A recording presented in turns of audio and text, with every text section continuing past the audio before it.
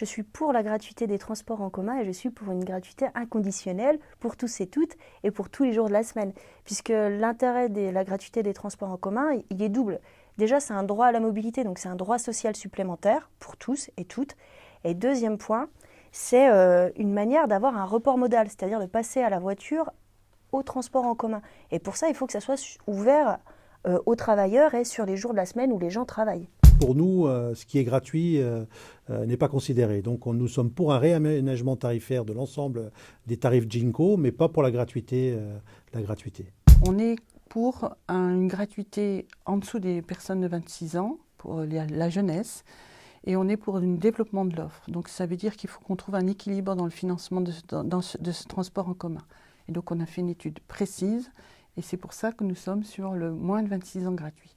Nous, on est pour la gratuité le samedi, des parkings, des transports publics, dans le but, c'est une de nos mesures choc pour relancer le commerce au centre-ville. C'est un de mes points d'accord avec Madame Vigneault. Elle, c'est pour sauver la planète, moi, c'est pour sauver les commerçants. Nous sommes vraiment sur une cohérence d'avoir une gratuité jusqu'à l'entrée au lycée pour avoir une cohérence de territoire en lien avec la région qui continue à piloter vraiment cette démarche-là à l'échelon donc du département.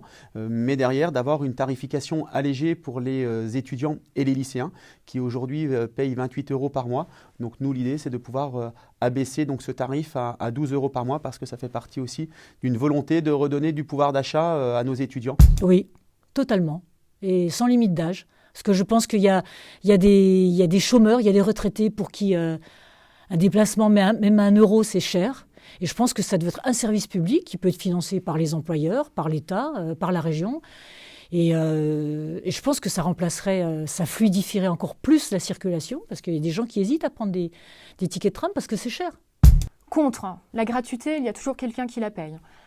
Notre liste proposera une petite gratuité, c'est pour les enfants de moins de 11 ans, pour favoriser les sorties scolaires, pour justement donner un signe aux familles. Mais la gratuité pour la totalité de la population, ce n'est pas possible, c'est 12 millions d'euros chaque année pendant 6 ans, puisqu'une mandature dure 6 ans.